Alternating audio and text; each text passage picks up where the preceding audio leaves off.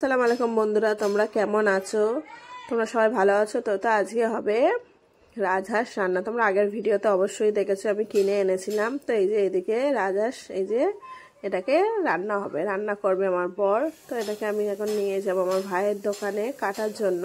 তো আমি রাজহাঁসটা নিয়ে সবাইকে ভয় দেখাচ্ছিলাম, সবাই খুব ভয় পাচ্ছিল, আমি একাই ধরেছিলাম। তো আমার ভাইয়ের দোকানে নিয়ে গেলাম কাটার জন্য। এখানে কেটে নেবো, বাড়ি গিয়ে পরিষ্কার করব পুরো ভালো করে। তো আমি আর আমার বোন এখানে পরিষ্কার করছি।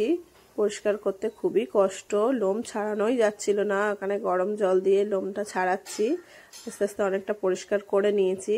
তো ছোট ছোট লোম থাকে, ওই জন্য ভালো করে পরিষ্কার করে নিচ্ছি এখানে। তো এখানে পরিষ্কার করা, এখানে ফাইনালি পরিষ্কার করা হয়ে গেছে।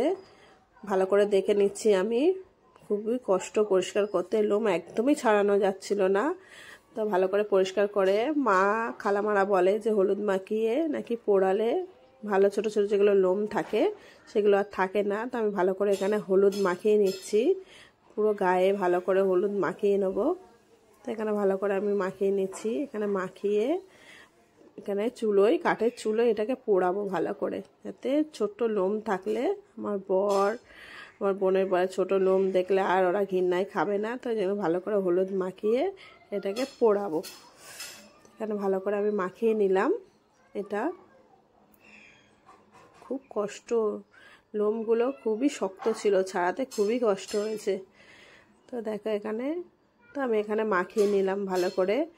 দেখো চারিদিকে সব কিছু, সব দিক থেকে এখানে এখানে পুড়িয়ে নিচ্ছি চুলোর মধ্যে, চুলোতে পুড়িয়ে নিচ্ছি। তো আমার হাতে খুবই গরম লাগছিল।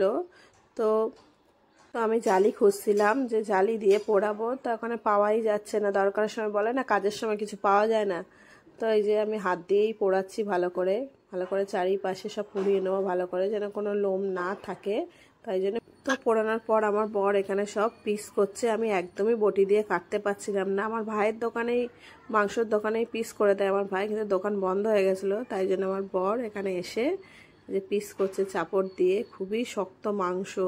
তো এদিকে আমার বড়ই আজকে রান্না করবে মাংসটা। দেখো ও হাঁড়ি বসিয়ে দিয়েছে, বললো আমি আজকে হাঁড়িতে রান্না করব, কারণ মাংসটা খুবই শক্ত থাকে, কড়াইতে দিলে হবে না। তো বললো হাঁড়িতে করব।